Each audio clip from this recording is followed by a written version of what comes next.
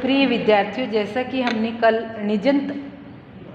निजंत प्रकरण के अंतर्गत अध्ययन किया था व्याकरण का, आज हम सनंत प्रकरणम के ऊपर अपना अध्ययन, इसके विषय में अध्ययन करेंगे। धातोः कर्मणः सम्मान कर्तृकादिच्छायाम वा।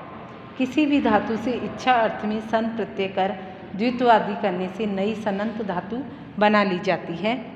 जैसे पठ प्लस सन, पी पठिश, पढ़ने की इच्छा, भूसन, भू भूष, होने की इच्छा।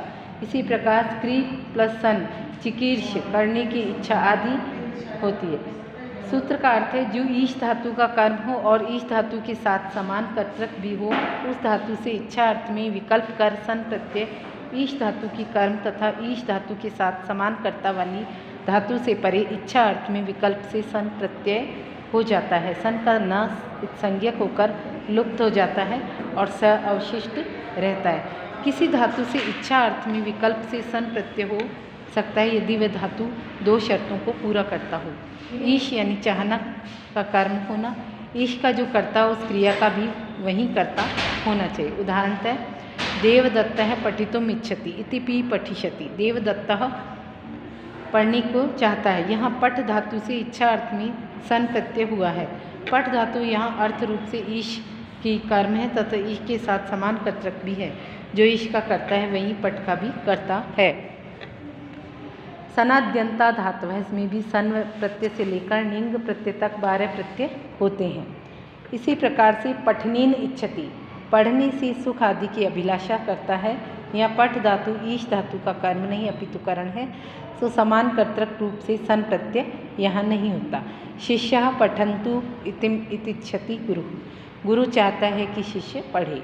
यहाँ पठ धातु का कर्ता शिष्य तथा ईश धातु का कर्ता गुरु है, इसलिए भिन्न कर्तक होने के कारण पठ धातु से सन प्रत्यय नहीं होगा। सनंत का विग्रह यानी अर्थ प्रकट करने के लिए उस धातु को तुमन प्रत्यय लगाते हैं।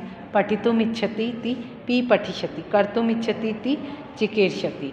पठितुम् इच्छति इस विग्रह में पठ धातु ईश धातु की कर्म है तथा ईश के साथ समान कर्तृक भी है।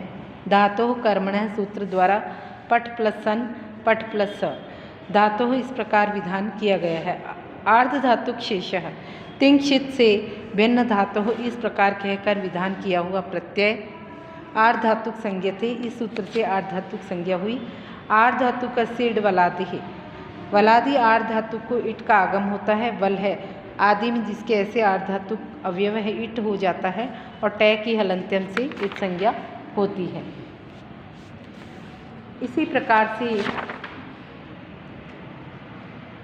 संयंगो सनंत और यगंत धातु के प्रथम एकाच को द्वित्व हो जाता है। प्रकृत सूत्र से द्वित्व हलादि शेष की कीर्षसी, हली जैसे उपधा को दीर्घ होकर के की कीर्ष, इस तरह से कुहुश्चुह से क से लेकर च तक धातुएं थी। सनाद्यंता धातुएं से धातु संज्ञा होती है और इस प्रकार से इसका प्रकरण होता है।